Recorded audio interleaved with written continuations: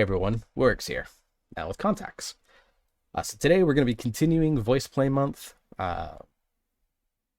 Obviously right now we're going to be looking at We Don't Talk About Bruno, which they did a few months ago with Ashley Diane, who's probably my favorite voice play collaborator. Loved her, of course, in Running Up That Hill. She was in the Critical Role voice play mini. I know she did If I Were a Rich Man / Woman, which I haven't watched yet. That's in the pipeline for these videos, so we'll be doing that down the line. Just my favorite, and I have a little bit of a crush, not gonna lie. But this, of course, came out not long after Encanto kind of swept the entire country / world with its music. Of course, the original song "We Don't Talk About Bruno," written by Lin-Manuel Miranda, who of course did Moana, Hamilton. We know his record at this point. All right. For those new to the channel, welcome. I appreciate you very much for joining me. Just to give you a quick background on myself, I'm not a professional musician. I'm not like a super nerdy technique type person. I know notes, harmonies. I catch really cool rhythms. I'm a percussionist in high school. I haven't picked up a set of sticks in a decade plus though, so still know a lot of the concepts, theories, and articles, but don't ask me to play because it'd probably be really bad. If you're looking for really nerdy technical breakdowns, like getting into like how like notes are being sung, or you want to get into a lot of music theory, then there's a few other creators I'm going to highly recommend if you haven't already checked them out. Some of my favorites: The Charismatic Voice, Mortius, Peter Barber of the Bass Gang, who we just did a review on their latest project a couple of days ago, and Jennifer Glatzhofer, who all do fantastic, like really technical breakdowns, getting into things, and they can pick out certain things because they have trained ears that I simply do not. So that said, I just really love music. I'm just a guy that likes picking up on all the details that I can, and then we go from there. So this is not going to be like a full playthrough. I've watched this video many times. My son loves this song, loves this movie. I watched it probably 50 times with him over the course of when it hit Disney Plus. He just absolutely adores it, but I love this version actually more than the original, in my opinion. Even though the original is really good and it was topping the Billboard charts for a reason. Like, it literally hit #1 on the pop charts over like Taylor Swift songs, which tells you just how good the song itself is on its own. And it is really good. If you haven't heard the original, go listen to it, though I imagine everyone's heard the original by this point, hopefully. But because of that, we're not going to just sit and listen through. You're not going to get like my true reaction, because I've seen this and listened to this a lot already. So we're going to be doing a lot of breaking down early on. We're just going to get right into the breakdown parts of the videos where I just kind of talk about the things that I think are really cool. So there is going to be a lot of pausing. So if you don't like that, my apologies in advance. So without further ado, let's go ahead and jump right into We Don't Talk About Bruno from Voice Play, featuring Ashley Diane. And we're going to get right into this off the start. First off, just want to compliment two things. One, Caesar's sandals. I'm not a sandal guy, so the fact that he's doing this in sandals is pretty funny to me. And Ashley's heels right down here. I cannot imagine walking in heels anymore. I did it in high school because in drumline, you walk on your toes a lot when marching backwards and marching to the side. Actually, at one point, I used to put on girls' heels as a joke, or on dares, and walk around with them better than a lot of the girls did, just because I was used to being on my toes a lot. But these days, I can't imagine women taking their feet and doing this with them. Let's get the angle right. There we go. Doing like this with them, where they're like bending their toes where they're flat, but the rest of the foot is like almost straight up in some cases. Like, can't imagine it. It just makes my feet hurt thinking about it. So, anyways, into the music. Whoa. We don't talk about Bruno, no, no, no. We don't talk about Bruno, no, no. So a few things I like about that opening is that kind of true to the original, although the original kind of got right into that Latin beat, if I recall correctly. It's been a little while since I heard the original. But I love the chord and harmonies going across, and I really like Lane's face right here, where he gets into a smile, knowing he's about to drop into his favorite part, the beatboxing sections. So just watch Lane's face right here. We don't talk about Bruno, right here. No, no, no. Yeah, as you can see, he's very excited to get into the beatboxing, which I know is always his preference over singing. He will sing when it's necessary, but I know from interviews and other works that he really likes beatboxing, and you can tell he's about to have himself a lot of fun. It was my wedding day. It was our wedding day. We were getting ready and there wasn't a cloud in the sky. No clouds allowed in the sky. Bruno walks in with the mischievous grin. Thunder. Okay, so first off, two things. One, Caesar and Lane's faces. I really appreciate them. I caught them at a really funny time. I love the screen cap, honestly, just Caesar doing Thunder. That's one thing I really appreciate about Caesar in general, though, is that he just has brought, I think, a different energy to voice play as a group that just feeds into the rest of the group very, very well. I've watched some of the older videos before Caesar came on, and obviously you could tell they were having fun doing what they were doing, but there was just like a different energy about the group that, wasn't bad per se, but could definitely tell it's just different with Caesar. Like, just his sassiness that he brings to this group is like really good. And I think when they did the introduction video, they talked about how he keeps them young in a way, because I think Caesar is younger than the rest of the group. But I just love it. It just has brought really cool stuff. And ever since Caesar's come on, I've loved just about everything that I've watched from them. I think the Halo theme was one of his very first ones. Correct me if I'm wrong. Up until they actually, as I'm recording, just released In the Hall of the Mountain King, which we will be covering in October for Halloween month. So we got that, Oogie Boogie Man, and Emperor's New Clothes from the Bass Gang.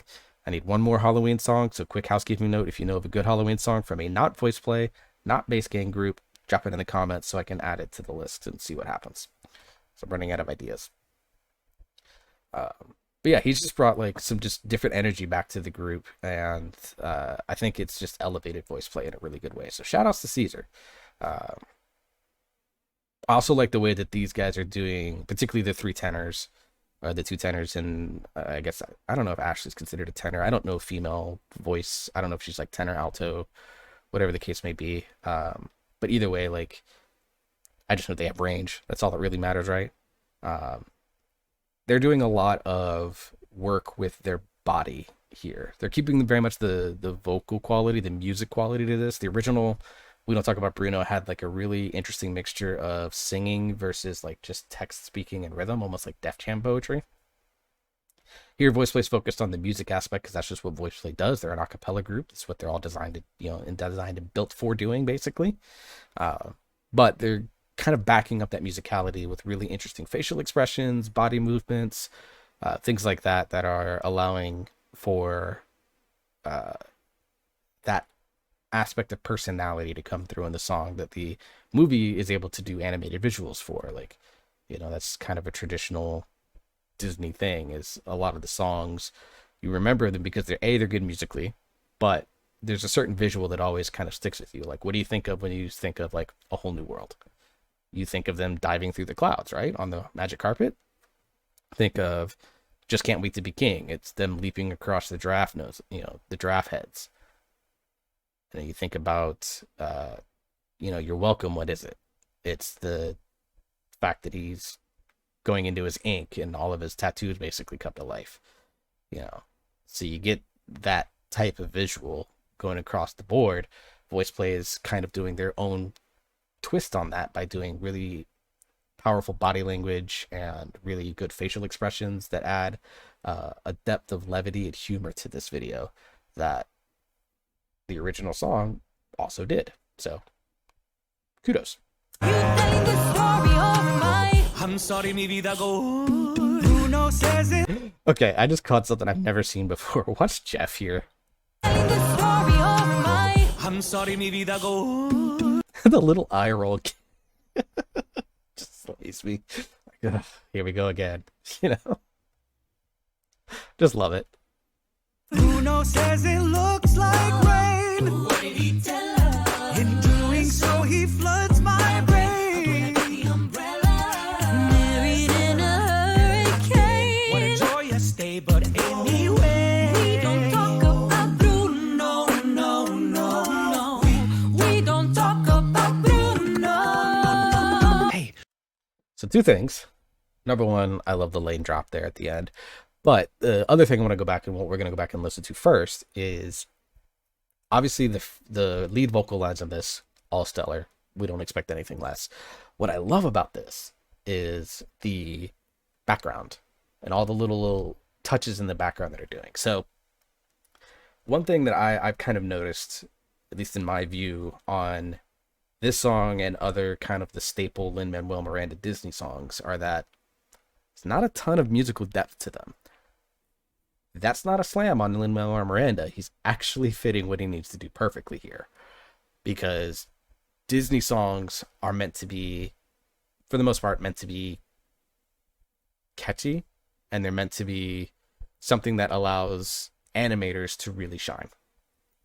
So, and that's kind of been the legacy of Disney songs. Think about most of your most popular Disney songs is that there's not a ton of musical depth to them. There's some that do, but a lot of them are like maybe 3 to 4 instruments with a drum set of some kind.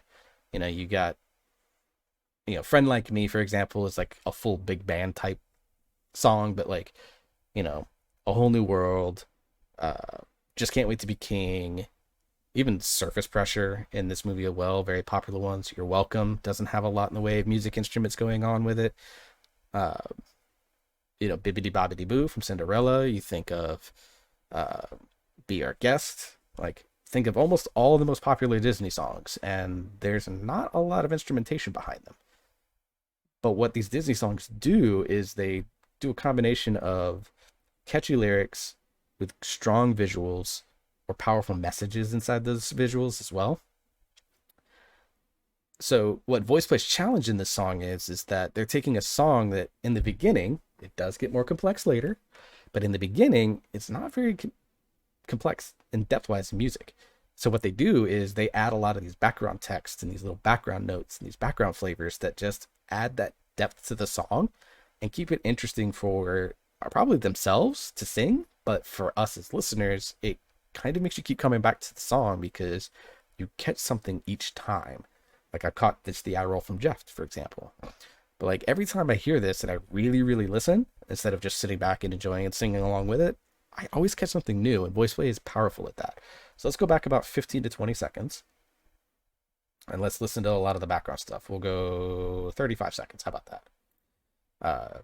That floods my brain. And then we'll listen to the Lane breakdown again before we get into Lane's rap section, I guess is the best way to call it. Anyways, here we go. Listen to the background. Floods my brain. Married in a hurricane. What a joyous day, but anyway. We don't talk about Bruno, no, no, no. We don't talk about Bruno. Like, even just right there, Ash is singing the flowy "We Don't Talk About Bruno," and then Ellie and Caesar, "We don't talk about Bruno," and then they even add "no, no, no, no" in the background here right at the end. Listen. No, no, no. We don't talk about Bruno. Hey, Bruno living pure Bruno. All right, let's go back and listen to the Lane drop, and I'm gonna see if I can figure out what he's doing. We don't talk about Bruno. Hey. Okay, so all he's doing is he's just tightening his throat. And he's just basically stretching his vocal cords, going from high to low, except he does it much more consistently than I was doing there. Hey. So, very, very good stuff there from Lane, always. Bruno living pure, Bruno stuttering or stumbling. I could always hear him sort of muttering or mumbling. I associate him with the sound of falling sand. Okay, so in this section, basically, in the original song, almost everything gets stripped away except for, like, essentially a bass guitar, I think, and a little bit of drum. Because it's kind of meant to be a much more intimate setting, which is accomplished very well in the movie with Mirabel and Dolores, I think, where they're kind of doing, like, the little dance, but, like, basically Dolores is, like, almost whisper rapping to Mirabel in this section. Here, I think they accomplished that for, mimicking that as best they can with Lane, whose sort of voice is very soft. And he matches that kind of, his soft voice kind of mirrors that intimacy. But then, of course, Voice Play being Voice Play, they add some fun background stuff with all the oohs. And then, of course, we get the falling sand drop from Lane, which is interesting. That's the best way I could say it. It's not complex. It's something along those lines. but just adds, it's just like a nice little fun filler for Lane to do in the middle, kind of showing off little things that he can do. I don't have a problem with it. I know some people complained about it, but I don't have a problem with it. I think it's neat. But I just really like the fact that they kind of really paid attention to like the mood of these lines, and then we'll go from there. And then of course in the second half of this, they get almost everyone involved here, which is nice. It's a heavy lift with a gift so humbling. Always let the boy and the family fumbling. Crippling a prophecies they couldn't understand. Do you understand? Before we get into Jeff, so you can kind of see that also Ashley's face. Sorry, Ashley, I did this to you, but it's really fun. So you can see like even the whole group kind of mimics that intimate setting where you could tell they're pulling back instead of like pushing sound. They're really kind of holding it back to match that intimate setting, and they do super good harmonies here on different levels. I think Caesar even dropping. I think it was Caesar even dropping down into baritone for that for a little bit, which I know he can do. But just really, really good stuff. And then, of course, we're going to get into Jeff's section, which we're just going to listen to in full. And then I'm going to go back and break it down. 7-foot frame, rats along his back. When he calls your name, it fades to black. Oh, the G1. We love it. All right, so Jeff's section is really fun, and it kind of shows off Jeff's range here. So we're going to come right here real quick, and we're going to go back and stop it at one particular point, well, two particular points. You understand? 7-foot frame, rats. So their rat is not being sung so much as it is being like spoken in that moment by Jeff. Everyone else is kind of singing it a little bit, but like in the original song, of course, I don't remember the shapeshifter's name, my apologies, but like obviously not as deep as Jeff either, but he even goes 7-foot frame rats. You know, you kind of get that, just that quick staccato, like spoken. It's not sung, it's spoken, trying to emphasize rats in a very different way. It's very smart to do this type of stuff, to add a level of dynamicism to your lyrics.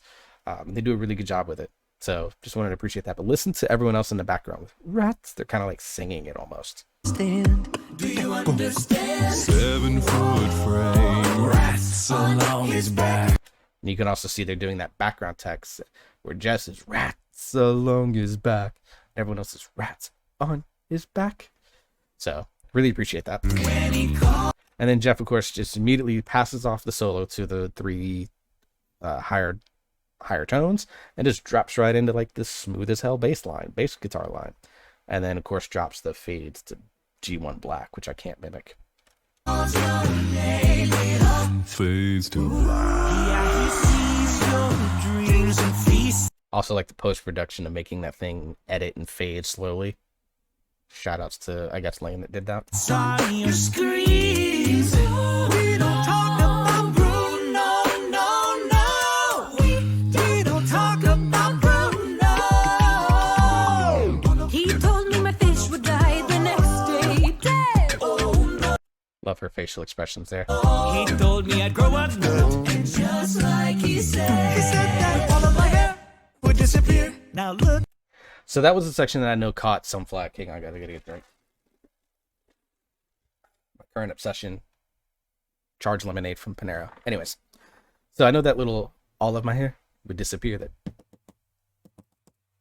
I don't know if you heard that, but that section there, I know that caught some flack because, of course, that's not how that goes in the original. But what I love about this is that this section is actually, with the exception of that section, like the first two parts are actually the closest to the original, strictly because of what Lane and Jeff are doing, where they're finally getting that true kind of Latin beat that almost the whole original song had. So take a listen to the kind of what Jeff and Lane doing on the bottom here with that doom, boom, doom, doom, doom, doom, doom, doom, doom, that sort of type rhythm. And then we laugh at the fact that Lane had to do all of my hair, or not Lane, but Ellie did the all of my hair would disappear section because, you know, bald. He told me my fish would die the next day, dead. Oh no. He told me I'd grow up, and just like he said that all of my hair would disappear. Now look at my hair. Your fantasy when you're Ooh, would love those harmonies on the top. With the three high folks really kind of matching it really, really well. I think Ashley on the, or I think it was Ashley, Ellie, Caesar, I think was the order in terms of highest to lowest notes. But just really good stuff. But I loved the way that we get that doom, ka-doom, ka-doom, ka-doom, ka-doom, ka-doom, ka. And Jeff matching that with that doom, doom, doom, doom, doom, doom. Like it's that true kind of Latin feel in that section. And it's different from anything else in the song, and so it adds a really fun, flavorful feel to the song that isn't there otherwise. So just really, really cool stuff. And now we get into probably the section that most people know about this song, the Isabella theme. He told me that the life of my dreams would be promised and someday be mine. He told me that my power would grow like the grapes that thrive on the wood. Okay, so this line I could talk about forever. These two lines I could talk about forever. So first off, I really appreciate the attention to detail. And I know this is kind of something that was just thrown out there, I think by Ashley, if I recall correctly from the stories that I've heard about this, that basically they wanted Jeff to like, basically he's playing the shapeshifter here. And so of course he's molding into Isabella for this line. And I think it was funny, Lane like went to go to the like place that they got Ashley's outfit from and found out that Jeff is basically one size larger in women's sizes, and that's what they got to do to work. My also understanding is that the pedals are being blown by Jeff's wife, which is cool. Just love that she's on set with them. Jeff Disney Princess is a thing I'm very down for. Also, get you a man or woman that looks at you like Jeff is doing right here. All right, let's go back and listen to it from a musical standpoint now that I've gotten all my visual stuff out of the way, except for a couple things. So we're going to go back right here. And musically, I think this is not very simple. Jeff is actually, I think, 2 octaves down from what Ashley's singing this on. And from what I understand, that was in Lane's original arrangement. So very smart to Lane to recognize that A, this would work, and B, made it happen in a way that didn't seem like it was forced.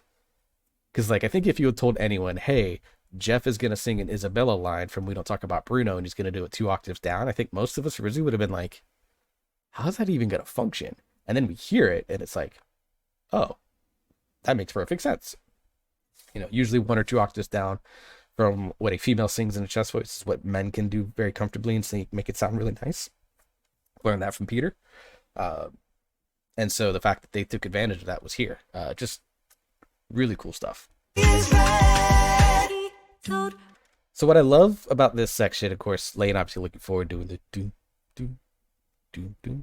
But I love the fact that the other 3 males in this group are looking, of course, at Isabella, who is like the golden child of the Madrigal family in the movie. They're all looking at her with like adoration or something like that. Of course, Jeff playing the shapeshifter kid who's kind of like cynical about everything, but still loves his family. It's just kind of like looking like, here we go. Me that the life of my dreams would be promised and someday be mine. He told. So 2 things that I love about this first. Visually. I'm sorry, but we're going to talk about this section for a while. I'm sorry.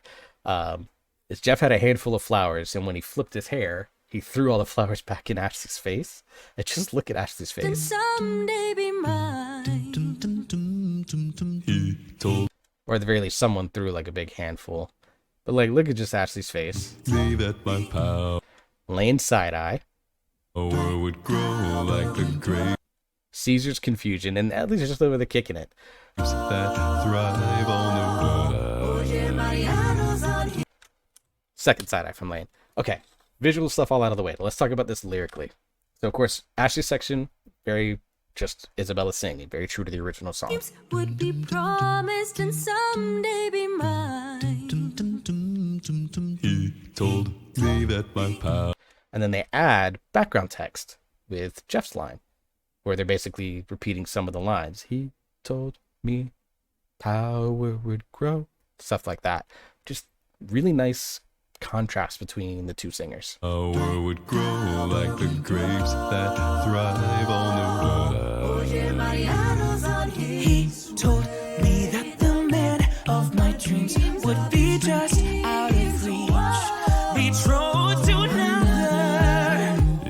Ooh, Jeff, I love that little bass guitar riff that he does there. Listen to it right here. He told me that the man of my dreams would be just out of reach.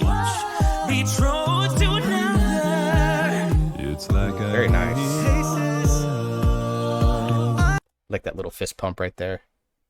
I want not a sound out of you. Of course, Ellie singing in Isabella part, no one blinks at. Because, you know, it's Ellie. Just funny stuff I thought I'd point out there. I can hear him. Love the glasses edition for Mirabelle. Of course, she was the only one to wear glasses in the show. Bruno. Yeah, about that Bruno. I really need to know that Bruno. Give me the truth and the whole truth, Bruno. Isabella, your boyfriend's here.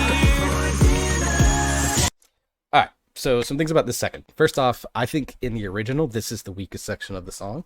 And voice play, I think, did a good job of recognizing that and allowing Ashley to do some fun stuff with it. I think everyone focuses on the high parts here. The MVP of this section to me is Jeff, because the bass riff that he does here is stellar. So two things. Let's pay attention to what Ashley does, of course, with the glasses. Of course, I saw at the end where she flipped them and basically slipped them into like the back of her shorts. Which is clever handwork that I wouldn't have noticed unless I was really paying attention to the video. Sorry, I'm still not used to not wearing glasses, so I do this constantly. But yeah, like, so I saw that, and then of course the bass riff from Jeff. Like, let's really just pay attention to that, because that is like stellar. Bruno. Also, I like the fact that they got the other three doing really nice harmony on Bruno, which I don't think was in the original song. It's been a while.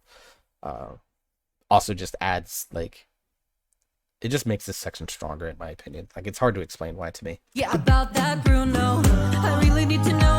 Like the little green, I'm assuming that's sand of some sort, kinetic sand or something, but just showing off the glass shards from the movie, which is really cool. That Bruno. Give me the truth and the whole truth, Bruno. I like the climbing that they do with Ellie and Caesar. Like, really listen to it I here. can hear him. Bruno. Yeah, about that Bruno. I really need to know that Bruno. Give me the truth and the whole truth, Bruno. Isabella, your boyfriend's here. Of course, Caesar doing that line, I think it's perfect. Now let's actually go back and listen to Jeff here. I want not a sound out of you. You could see that while Ashley was looking over at Ellie while he was singing the line, she had her hand behind her back because she was fishing the glasses out of her pocket. I'm silly. I catch stuff like this. I'm sorry. I can hear him. Bruno. Yeah, about that Bruno. I really need to know that Bruno. Give me the truth and the whole truth, Bruno. Isabella, your boyfriend's here. So he does the Bruno, and then he does the doom, doom, doom, and then it does the nice slide into, I think, G1s again. I'm going to assume that's what the note is there. And then, of course, he just has that deep, heavy, oh type thing, and then slides right back up. And it's just like, oh my God, that's so good. Now, the next section is where the song actually gets complex lyrically. Musically, it's still not depth from like a music standpoint, but lyrically, it's very complex. The thing to remember is that it was going to be really interesting to see how Voice Play did this, but they did it in a little bit of a different way. So we're just going to kind of watch the section through, but I might pause if I find something interesting.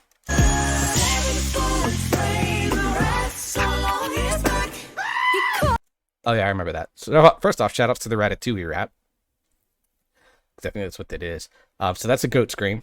Lane put in post-production, but according to stories and stuff like that I've heard from like the Patreon people that are subscribed to the Patreon and stuff, Jeff actually did a scream, and it was actually pretty high, and Lane considered using it for a while, but did goat scream. But shout outs to Ratatouille making an appearance in a song about Encanto.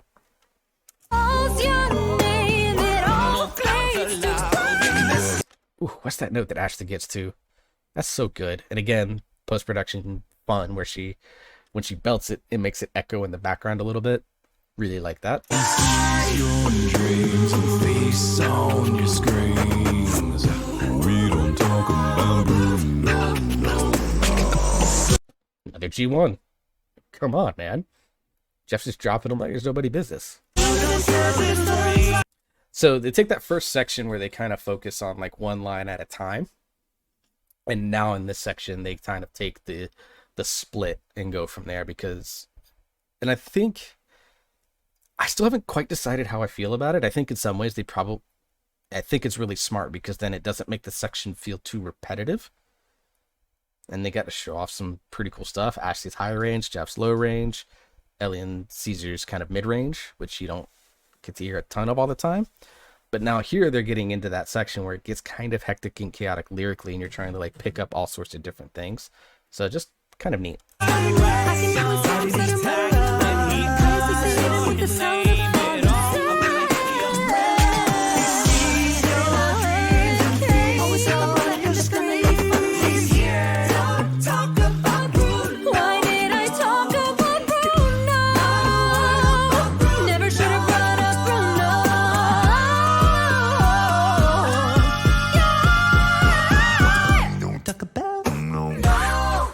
Okay, so a few things about that end section. Of course, the three tenors, they're all just stellar. I'm over 30 minutes on this video, and I'm sorry, but I want to go back and just point out a couple of other things. Really like what Jeff's doing here at the end, and he holds this one particular bass line for a really while, and then just drops like almost a full octave. It's ridiculous. Right here. Right here.